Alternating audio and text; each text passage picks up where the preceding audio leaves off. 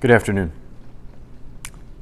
When it comes to keeping the rules and keeping commandments, oftentimes people will respond, they do it because they have to. Why do I obey the traffic rules? Well, because I don't want to get pulled over. Why do I obey the rules at my job? Well, because I don't want to get fired. I'm afraid of those things happening. I'm fearful. I'm obedient. I just want to do the right thing, right? All of those are reasons why people will listen to the rules and will obey the rules and commands that other people give. You notice what is not mentioned is love. I obey the traffic laws because I love the government and I love the police officers. I obey the rules at my job because I love my boss and I love my fellow employees. Oftentimes that's not what is mentioned as a reason.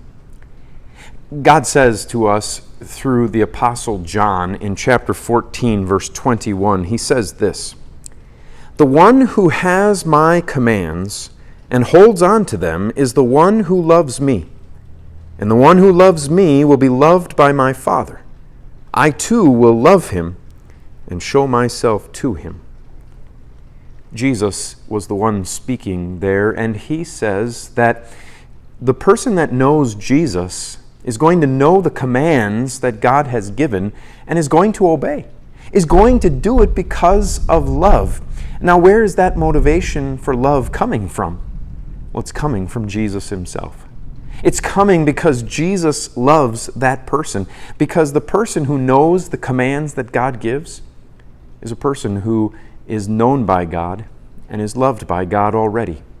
And because Jesus loves, that is going to allow the person who has the commands of Jesus to listen to those commands and to obey them, not out of obligation, not out of some sort of force, but because of love.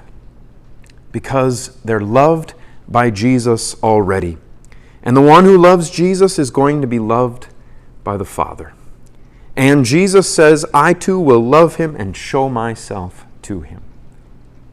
That relationship of love is one in which there is no force, there is no command to obedience, but rather there is love that flows freely and faithfully from God himself, from the Father who sent his Son Jesus to love you and me, to go to the cross on our behalf. And that love of Jesus then fills our hearts and leads us to love him in return. And in loving him, we know what he says we should do, and we're willing to do it. Until we see each other again, the Lord's blessings on your day.